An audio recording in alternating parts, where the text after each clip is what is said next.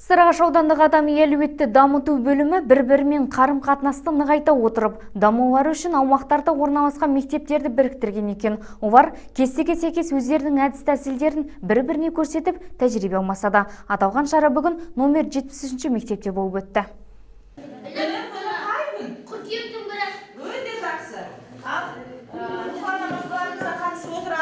Қоркелес ауылдық округінде орналасқан номер 73-ші жалпы орта білім беретін мектебі аймақтағы оқу ордаларының арасында жетекші болып саналады екен. Аталған мектепте функционалдық сауаттылық, сапалы білім берудің кепілі атты аудандық тәжірибе алмасу семинары өтті. Шараға аудандық адами әлеуетті дамыту бөлімінің әдіскері мен серіктес мектептердің директорлары қатысты. 7 сыныпта ашық сабақ өткізіліп, номер 73-ші мектеп оқытушылары бала оқытып, оның зеректігін ашу үшін қолданылатын тәсілдерін ашық көрсетті. Ал мектеп директорының айтуынша, аталмыш семинардың оқушыларға берері мол, өйткені елдің ертеңгі тіректерін тәрбиелеуде мұғалімдер тәжірибе алмасып, ортақ байламға келуі өте маңызды дейді.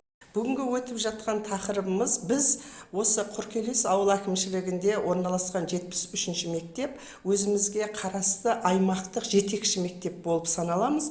Сол жетекші мектеп біздің мектепке 19 Алма Оразбаева, сосын 77-ші мектеп, 69-ші мектеп кіреді. Бүгін сол 4 мектеп бірлесіп, өзіміздің жетекшілік мектебіміз болғандықтан бірінші біз бастап отырмыз. Біз бұл жерде түрлі оқушылардың отбасылық тәрбиесіне де барлық жағына қараймыз. Өйткені қазір бізге осы көрші мектептеріміздегі өзімізге қарасты мектептен де мұғалімдер келіп сабақ беріп жатыр, өзіміздің мұғалімдерден де. Бәрінің қазір жалпы қорытындысын, оқушылардың білімін біткен соң жақсылап талдау жасап, жоғары биіктен көрінетін мұғалімдерді марапаттау жоспарымызда бар. Семинарда биология, информатика, математика, қазақ тілі, тарих, ағылшын және орыс тілдерінен ашық сабақтар өткізілді. Оқыту барысында балаларға тапсырмалары беріліп, кері байланыс орнатылды. Ал еңбекке баулу кабинетіне жасақталған көрмеге келген қонақтар шараның жоғары дәрежеде ұйымдастырылғанын атап өтіп, оқу ордасының ұжымының жұмысына жоғары баға берді.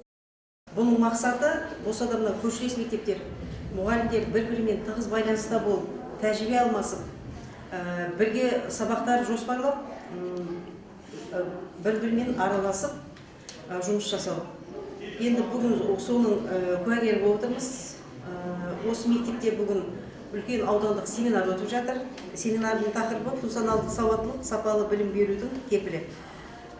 Бүгінгі семинарымызда жаңағы айтып кеткендей, тек осы жетекші мектеп емес, соған қосыла мынау 69-ші жалпы орта мектептің математика пәнінің мұғалімдері, 77-ші жалпы орта мектептің тарих, ағылшын, орыс тілі пәнінің мұғалімдері өз тәжірибелерімен бөліседі. Енді сабақ өтетін мұғалімдерге, одан кейін жағы осы мектеп әкімшілігіне, осы мектепті басқарып отырған ұжымға, директоріне Сопбекова Оразгүл апайға рахметімізді айтамыз және сәттілік тілейміз. Біздің семинар дегенменен осының өзінде әр мектептен келіп жатқан оқушылар өздері атсалысып бірінің тәжірибесін қаншалықты артық, қаншалықты өзін жоғары деңгейде көрсеткісі келіп, оқушылардың да қызығушылығын арттырып жатыр, өздерінің де қызығушылығы артып жатыр.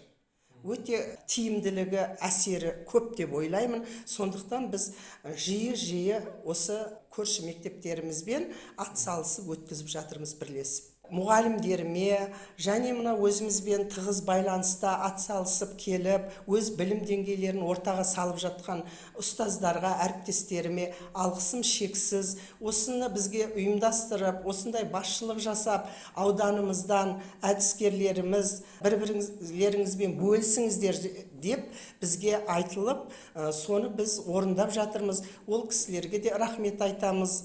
Номер 73-ші жалпы орта білім беретін мектебі ұжымының ұйымдастырған шарасы жоғары деңгейде өтті. Ал орталық директорының айтуынша, мұндай шаралар білім саласын көтеру бағытында таптырмас дүние. Алдағы уақытта да үздіксіз жүргізіліп отырады дейді. Мейірхан Бақытжанұлы, Асан Қазақбаев, Сәт телеарнасының жаңалықтар қызметі.